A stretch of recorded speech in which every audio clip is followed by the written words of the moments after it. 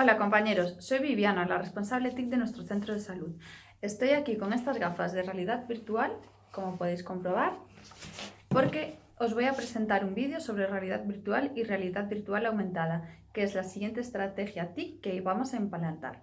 Espero que os guste el vídeo.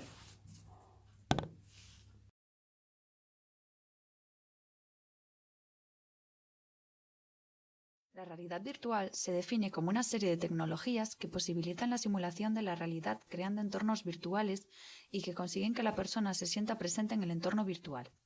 Cuando el usuario se transporta dentro del mundo virtual, centra su atención en la realidad virtual y se aísla de los estímulos exteriores.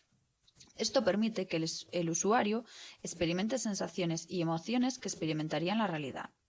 La realidad virtual aumentada, en cambio, superpone imágenes o elementos de realidad virtual al mundo real. En la realidad virtual, es la persona la que se sumerge dentro del mundo virtual, mientras que en la realidad virtual aumentada es el elemento artificial el que aparece en el mundo real. A continuación, voy a introduciros dos términos claves: la inmersión y la presencia. La inmersión es la capacidad de lograr que el usuario se sienta en el entorno virtual como si fuera el real. Es un término objetivo. La presencia es la capacidad de la realidad virtual de lograr que el usuario sienta el entorno virtual como si fuera el entorno real. El usuario experimenta emociones y tiene respuestas equivalentes a las que tendría en el entorno real. A diferencia de la inmersión, es un término totalmente subjetivo. En general, cuanto mayor sea la presencia que genera la experiencia de realidad virtual, mejores serán los resultados.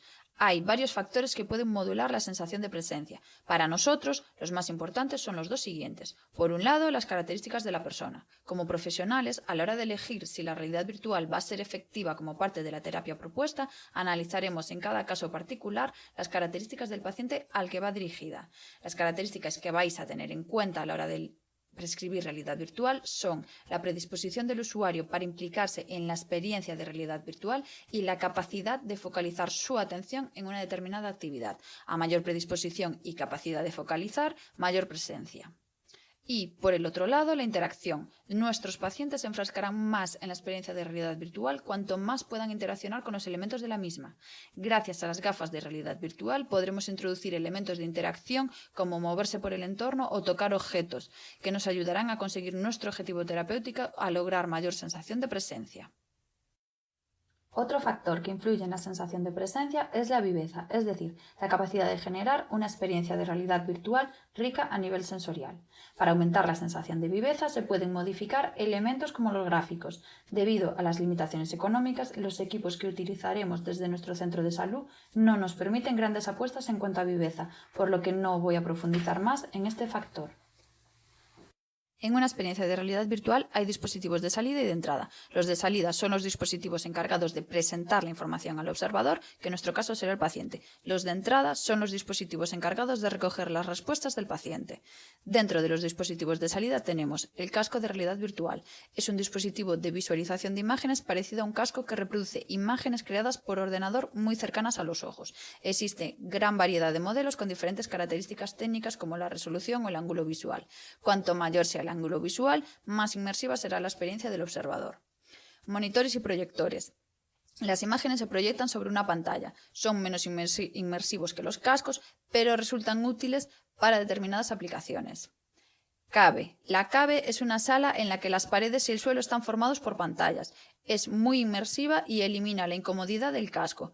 A pesar de las ventajas, no la utilizaremos en nuestro centro porque tiene un coste muy elevado.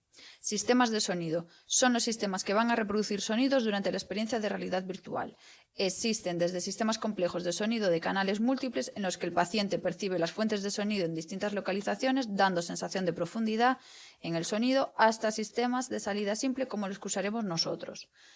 Otros sentidos. Hay sistemas de realidad virtual que introducen al paciente sensaciones olfativas a través de mezcladores químicos y táctiles a través de guantes. No usaremos ninguno de los dos en consulta. Dentro de los dispositivos de entrada encontramos ratones de ordenador. Son los más básicos. Mover o clicar el ratón es la forma en la que el paciente responde e interactúa con los estímulos que percibe. Sensores de posición, sensores de movimiento y rastreadores de posición. Identifican y monitorean la posición y los movimientos del usuario. Cintas de correr. Varitas y volantes.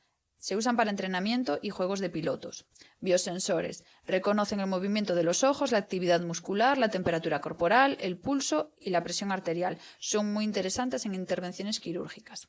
Simplemente comentaros a modo de anécdota que los dispositivos de entrada más sofisticados consiguen adaptar la señal de salida en función de los datos que recojan de los pacientes. Es decir, la experiencia de realidad virtual se irá modificando en función de cómo interactúe el paciente.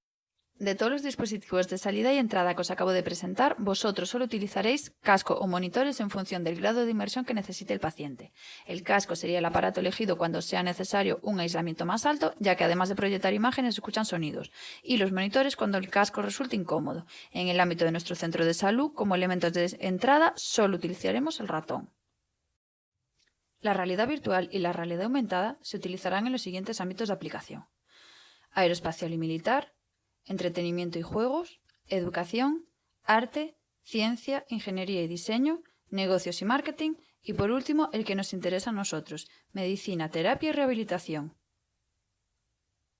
Aplicaciones de la realidad virtual en el ámbito sanitario. Las posibilidades de uso de la realidad virtual son muy amplias. La tecnología de realidad virtual se considera una herramienta rentable y eficiente en la rehabilitación física, el manejo del dolor y el tratamiento de trastornos psiquiátricos y psicológicos. Vamos a verlas brevemente.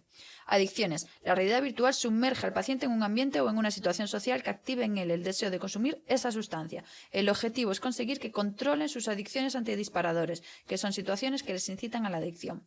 TDAH. La realidad virtual proporciona estímulos estables y controlados en consulta. Permite a los médicos desarrollar estrategias de diagnóstico, evaluación y rehabilitación y mejorar las habilidades cognitivas y de comportamiento en niños con TDAH. Los tratamientos con realidad virtual han conseguido disminuir los movimientos excesivos corporales y los errores de los participantes. Además, en el caso del TDAH, la realidad virtual es más efectiva y segura que los tratamientos tradicionales. Rehabilitación motora. Los pacientes que recibieron ejercicios de realidad virtual como parte de su terapia de recuperación de movilidad expresaron mayor compromiso y motivación y reportaron mayor disfrute que los que recibieron tratamiento estándar. Trastornos alimenticios. El tratamiento de realidad virtual llevó a un mayor nivel de satisfacción con el propio cuerpo, mayores niveles de percepción de autoeficiencia e incremento de la motivación por el cambio más importante que el tratamiento clásico. Tratamiento del dolor. Los pacientes con quemaduras dolorosas valoraron el tratamiento con realidad virtual como más divertido, lo que los predispone a ser más cooperativos y consistentes con su terapia, según un estudio de Sharar et al.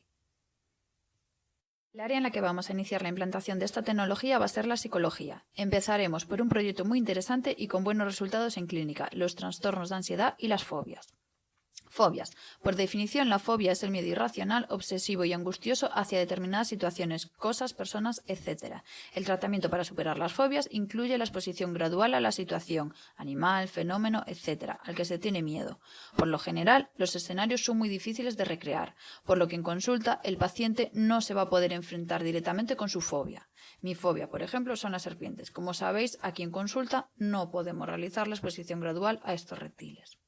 Tampoco podemos realizar la exposición a miedos comunes como los aviones, las alturas o las tormentas. Incluir la realidad virtual y la realidad virtual aumentada dentro de la atención psicológica a las fobias nos permitirá suministrar un tratamiento más realista a nuestros pacientes. Es decir, la tecnología permitirá que por fin podamos ver cómo se enfrentan a sus miedos.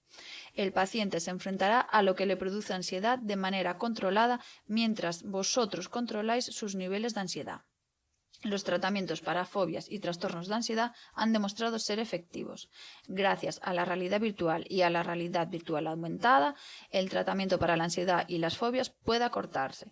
Todas estas intervenciones son costo y tiempo efectivas en relación a la exposición in vivo, es decir, con la realidad virtual aumentamos la eficacia. Para medir el aumento de la eficiencia, vais a registrar el número de consultas que necesitan los pacientes, incluyendo la realidad virtual en el tratamiento para superar las fobias y la ansiedad, y lo vais a comparar con el número de consultas que necesitaban antes de introducirla. Os dejo los enlaces a un vídeo de realidad virtual en el que una profesional prepara a su paciente a enfrentarse a su miedo a las alturas y otro en el que podemos ver el primer contacto de un paciente con miedo a las alturas con la realidad virtual. Muchas gracias.